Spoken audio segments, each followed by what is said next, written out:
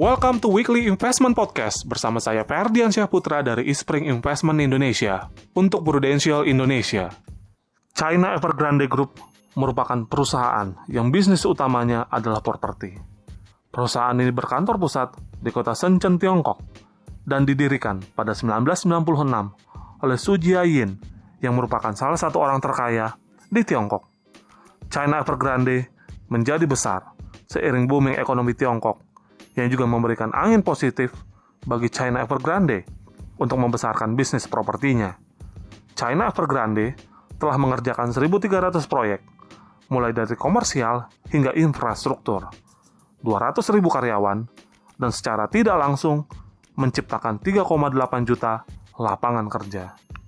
Di tengah booming sektor properti di Tiongkok dalam beberapa tahun terakhir, China Evergrande harus menumpuk cukup banyak utang untuk dapat menjalankan beragam proyek pembangunan properti yang digarapnya.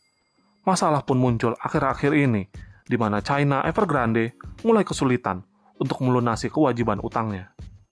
Terkait permasalahan China Evergrande ini, pemerintah Tiongkok tentunya tidak tinggal diam. Bank Sentral Tiongkok sendiri sudah mengambil langkah cepat beberapa waktu yang lalu dengan menyuntikkan sejumlah dana sebesar 120 miliar yuan ke sistem perbankan Tiongkok.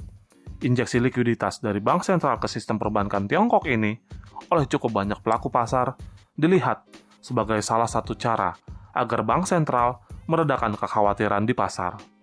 Di samping itu, Komite Kebijakan Moneter Tiongkok mengatakan bahwa Bank Sentral akan meningkatkan koordinasi kebijakan moneter dengan kebijakan fiskal, serta dengan peraturan industri untuk mencapai keseimbangan antara mendukung ekonomi dan mencegah risiko.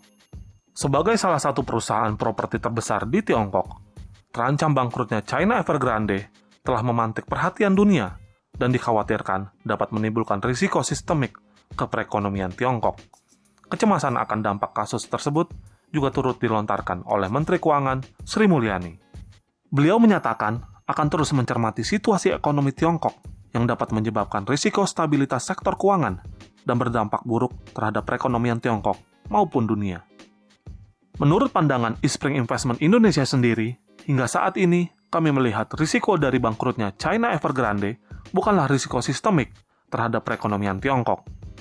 Kami percaya pemerintah Tiongkok dapat menyelesaikan permasalahan ini.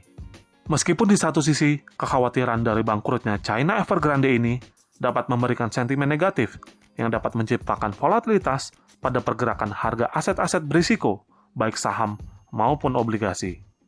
Demikian Weekly Investment Podcast mengenai risiko dari terancam bangkrutnya China Evergrande. Semoga bermanfaat dan salam investasi.